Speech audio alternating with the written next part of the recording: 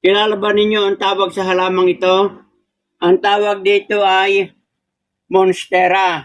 At ngayon, ang aking ibabahagi sa inyo ngayon ay ang propagation ng halamang monstera. Makikita nyo at napakaganda ng halamang ito. Butas-butas yung kanyang gitna ng dahon. Ito isang lucky plant at ito maganda sa ating tahanan na ating itanim. At ito ang pamamaraan ng pagpaparami, mga kabayan. Ating puputol-putulin sa ating itatanim. Katulad nito. Yan.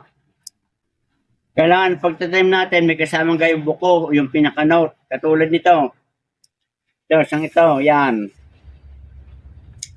Yan, yung note na yon pag itinanim may ugat na, susuloy na rin yan.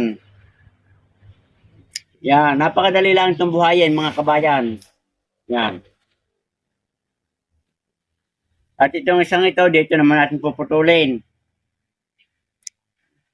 Mga kabayan, tayo maglalagay dito sa ating pulibag ng lupa. At itong lupang ito, yung mga organikong lupa na ito yung pinaghalo-halo ko dati na mga carbonized rice hull, coco peat, vermicast at saka yung rice hull, yung ipa. Ito napakaganda mga kabayan at kita ninyo buhaghag na buhaghag. Kaya ang lupa dito sa lupang ito napakadaling mabuhay ng mga halaman.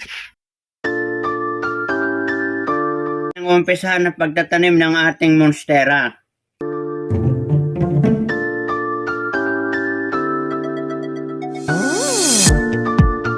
Pagkatapos nating maitanim mga kabayan ay atin naman didiligan.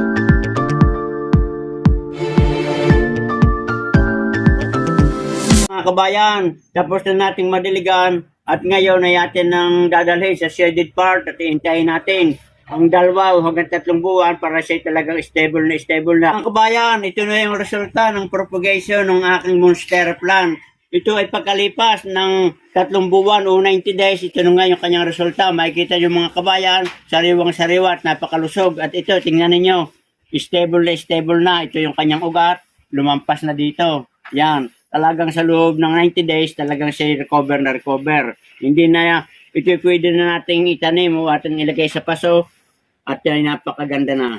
At siya nga pala mga kabayan, doon sa mga gusto na magkaroon ng halamang ito, o mag-koleksyon ay i-click na lang yung link sa baba ng aking video at kayo makaka-order. Available sa akin itong monstera plant na ito. Bali ito ay 6. Paunahan na lamang sa makakaunang mag-order. Good luck and good health at sana mga kabayan na nagustuhan nyo, binahagi kong ito.